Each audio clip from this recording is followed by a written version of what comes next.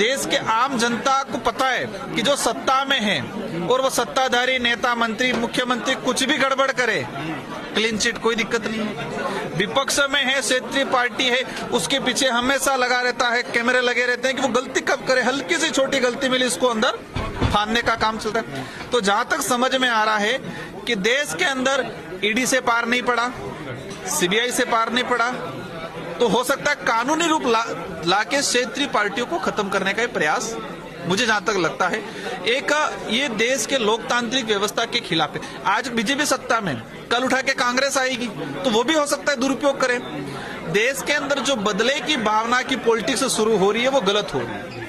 लोकतंत्र के अंदर बदले की भावना से जो राजनीतिक शुरुआत हो रही है और उसको कानूनी रूप देने के लिए जो बिल लाया गया है वो कहीं न कहीं आने वाले समय देश में भ्रष्टाचार है चरम सीमा पे।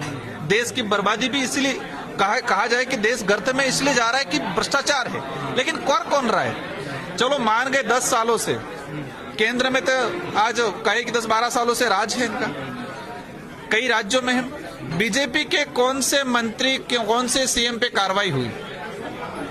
असम के मुख्यमंत्री जी हाथ, इन पे कितने बड़े भ्रष्टाचार के आरोप लगे, पूरा राज्य जान रहा है। इन पे कब कार्रवाई हुई?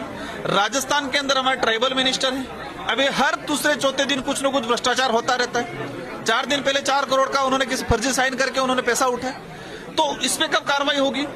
अगर इस कानून से पहले ही सरकार, बीजेपी तो मतलब इस्तीफा भी नहीं ले रही है।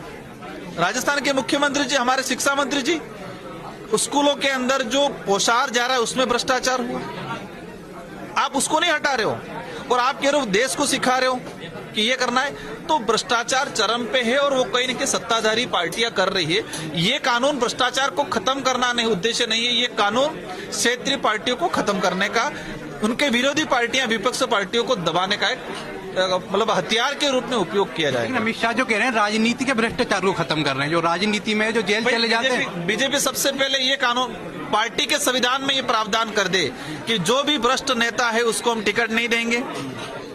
बीजेपी शुरुआत करे ना, सत्ता में हम उनको आइडल मानेंगे, उनसे हम सीखेंगे। भाई आप पहले ये करो कि जो भ्रष्ट विधायक या भ्रष्ट नेता है उस पे भ्रष्टाचार के आरोप लगे, जिस पे मुकदमे, उनको टिकट नहीं दे।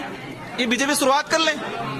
मेरे सामने कांग्रेस के सीडब्ल्यूसी मेंबर थे, भाजपा के ही नेता ने 4 दिन पहले आरोप लगाए, जब बीजेपी में गए से 4 दिन पहले आरोप लगाए कि 2,500 करोड़ का घोटाला किया है। भाजपा के जिलाध्यक्ष ने लगाए, भाजपा के पूर्व मंत्री ने लगाए, और जब भाजपा में चले गए वो, और फिर कह रहे हैं कि ये तो शुद्ध छवि का नेता है। ये कौन सा तरीका?